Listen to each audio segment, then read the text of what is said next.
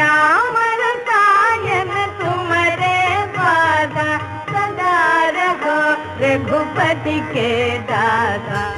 வணக்கம். இன்னைக்கு 32ஆம் சௌபாயில சொல்லி இருக்கிற விஷயங்களை பத்தி விரிவா பார்க்கலாம். ராமரின் ரசாயனம், அதாவது டிவைன் எசன்ஸ் அல்லது பேரறிய சக்தி உங்களிடம் இருக்கிறது. எப்பொழுதுமே ரகுகுல ராமரின் தாசராக இருப்பீர்கள்னு ஹனுமனின் ராமர் மீதான அளவு கடந்த அன்பை பத்தி இந்த சௌபாயில துளசிதாசர் குறிப்பிட்டிருக்காரு. இந்த இடத்துல ரசாயன் அப்படிங்கிற வேர்டை யூஸ் பண்ணிருக்காங்க. ஆயுர்வேதத்துல ரசாயன் அப்படின்னா உடலுக்கும் மனதிற்கும் சக்தி கொடுக்கும் திரவியத்தை குறிக்குது. இங்க ஹனுமனோட ரசாயனா விளங்குறது ராமரின் நாமம்னு நம்மால புரிஞ்சுக்க முடியுது. ஹனுமனோட உடலுக்கும் மனதிற்கும் சக்தி கொடுக்க ராமநாமமான அமிர்தமே போதுமானதுன்னு ராமநாமத்தோட மகிமைய இங்க எடுத்துரைச்சிருக்காங்க.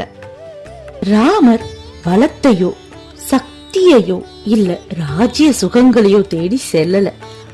அவர் தன்னுடைய கடமைய தர்ம வழியில செய்யணும் அப்படின்ற ஒரே குறிக்கோளோட தான் வாழ்ந்தாரு.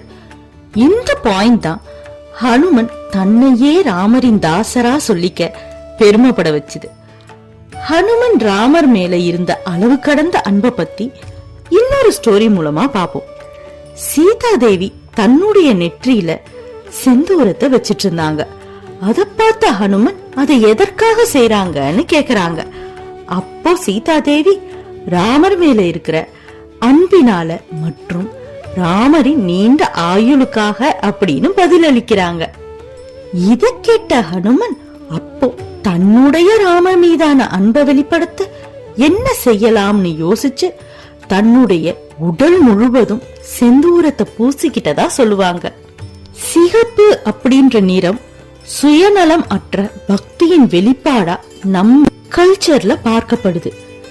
ஹனுமரின் செந்தூர வர்ணமும் அவருடைய எல்லையற்ற ராம பக்தியை தான் உணர்த்துது. இப்போ இந்த ஸ்லோகத்தோட ஆர்டர் வைஸ் மீனிங்க பார்க்கலாம். ராம ரசாயன, ராமரின் ரசாயனம் அல்லது சக்தி தும்ஹாரே பாசா உங்களிடம் இருக்கிறது. சதா ரஹோ எப்பொழுதும் இருங்கள், ரகுபதி கே தாசா ரகுகுல ராமரின் தாசராய் அப்படின்னு ஹனுமனின் நித்திய பக்தியை பத்தி துளசிதாசர் இந்த சௌபாயில குறிப்பிட்டிருக்காரு. நன்றி.